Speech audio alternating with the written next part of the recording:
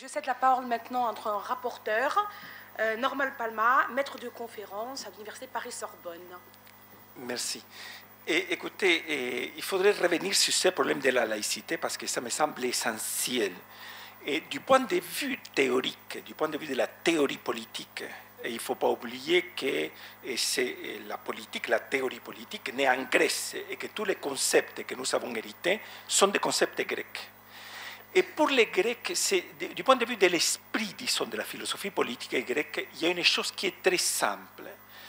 Les politiques commencent avec l'état de droit. Et l'état de droit se donne donc comme finalité la création d'une communauté juridique. Ce n'est pas une communauté ni religieuse ni raciale. C'est une communauté juridique dont la finalité principale est celle de créer les conditions de l'égalité, de la communauté d'égaux. C'est ça l'idée de base. Par la suite, il y a bien entendu l'idée de l'État démocratique, ce que les Grecs pouvaient appeler aussi la isocratie, c'est-à-dire l'égalité devant les pouvoirs, et qui donne bien entendu la communauté des citoyens. Et cette idée de base de la communauté des citoyens qui est une finalité supérieure. C'est-à-dire, il y a tout d'abord l'état de droit, par la suite il y a ce qu'on peut appeler l'état démocratique, et par la suite il y a bien entendu l'état de justice. Et l'état de justice, du point de vue aristotélicien, c'est l'état qui réalise aussi bien la justice contributive que la justice distributive. Et c'est ça qui donne l'état de justice. C'est-à-dire que du point de vue théorique, ce processus est d'une simplicité et d'une cohérence totale. Et du point de vue, par exemple, de la conceptualité grecque, ça donne tout d'abord le concept de l'égalité en dignité, de l'isotimia, c'est l'égalité en dignité qui est le point de départ. Par la suite, ça va donner l'isonomia, l'égalité devant les droits, et par la suite, l'isocratie. Donc, ils avaient une vision tout à fait claire.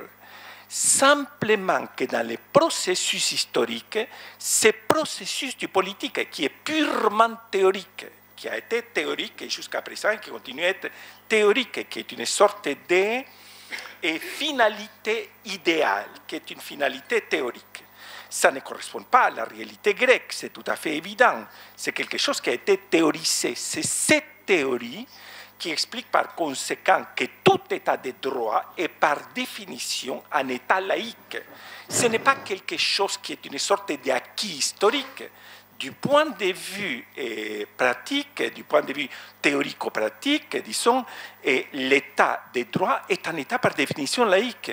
Et c'est la raison pour laquelle, en réalité, si on regarde tous les pays modernes, n'utilisent pas les termes d'état laïque, comme par exemple dans le cas des États-Unis, ou même en Allemagne, ou par exemple en Hollande, en Belgique, etc. En Belgique, on l'utilise beaucoup plus. Mais disons, et dans beaucoup de sociétés modernes, compris par exemple même en Espagne, où la religion catholique continue à avoir et à jouer un rôle aussi important, comme vous le savez, qui fait par exemple que les ministres doivent jurer devant la Bible lorsqu'ils se présentent, lorsqu'ils sont nommés ministres. Ils jurent devant la Bible, quelque chose qui normalement ne devrait pas exister. C'est-à-dire qu'indépendamment de ça, il y a cette idée de la laïcité qui constitue un moment pratique de l'état de droit. Ce n'est pas quelque chose qui est un acquis, bien entendu, si on le regarde du point de vue de l'historicité. En France, ça donne une historicité particulière. Mais sinon, à la base, qu'est-ce qu'il y a? Parce que le problème, c'est qu'on ne savait pas passer de la tradition religieuse à la tradition politique. Et la transition va se faire précisément avec la Révolution anglaise. Et la Révolution anglaise, il y a à la base ce qu'on appelle, donc ce mouvement, il y a un mouvement qui va jouer un rôle extrêmement important, ce sont les nivelaires, qui se donne cette idée de créer une société nivellée qui constitue encore, disons, une des exigences sociales du point de vue donc de créer des sociétés, parce qu'on est de plus en plus dans des sociétés de plus en plus inégales, où les inégalités sont de plus en plus grandes. Et les modèles de base sont les États-Unis, avec ces quantités de milliardaires, etc. Et donc cette sorte de plutocratie et tout ça, et qui est comme une sorte d'idéal. Et vous n'avez qu'à regarder comment, par exemple, actuellement, de plus en plus dans l'Europe occidentale, on s'oriente vers cette sorte de modèle et qu'on l'a vu se développer en Russie, qu'on l'a vu se développer en Chine et que ça donne un peu partout. C'est-à-dire quelque chose qui fait qu'il y a de plus en plus des inégalités sociales et qui fait que les pays développés se ressemblent de plus en plus aux pays sous-développés, où les inégalités sociales sont absolument impressionnantes, comme dans le cas du Brésil ou dans le cas du Mexique. Par exemple, il ne faut pas oublier qu'au Mexique, c'est un pays où vit l'homme le plus riche du monde, et Carlos Slim, n'est-ce pas, dans un pays où un tiers de la population vit avec moins de $2 par jour. Ça vous donne donc une idée de ces inégalités sociales vers lesquelles nous allons, et comme une sorte de processus qui est le produit de la facticité de notre réalité historique.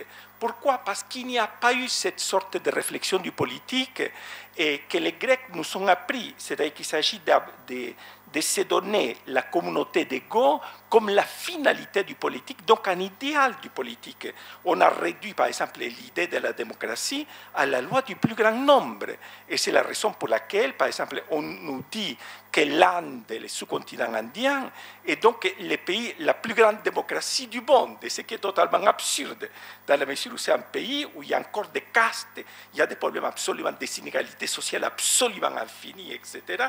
Donc on ne place pas les concepts politiques là où il faut. Il y a une sorte de perversion du politique du point de vue théorique et du point de vue conceptuel. Bien évidemment, il y a un autre problème qui se greffe dans le moment historique que nous traversons actuellement, c'est qu'il y a une crise terrible et que cette crise économique mène à des conflits de plus en plus grands, non seulement au niveau international, mais au niveau des nations. On n'a qu'à regarder ce qui se passe actuellement dans certains pays, par exemple le cas de l'Espagne, et pour ne pas parler de la Grèce, par exemple. Actuellement, le taux de chômage en Espagne est de 25% pour les adultes et de 50% pour les jeunes de moins de 25 ans. Ça vous donne donc une idée de cette crise. Et cette crise va produire de plus en plus, parce que c'est là où il faut trouver des solutions. Ce n'est pas au niveau du politique. Le politique, c'est d'une transparence terrible du point de vue théorique. Ce qu'il faut trouver, c'est des solutions au niveau de l'économique. Donc, comment sortir de cette crise absolument énorme qui conduit et qui est en train de produire des conflits de plus en plus grands et donc des tensions de plus en plus grandes au niveau du corps social et de tous les corps sociaux. Parce que la crise est d'ordre universel. Et c'est la raison pour laquelle ce n'est pas tant au niveau du politique qu'il faut trouver la solution, mais plutôt donc au niveau de l'économique. Voilà ce que je voulais vous dire.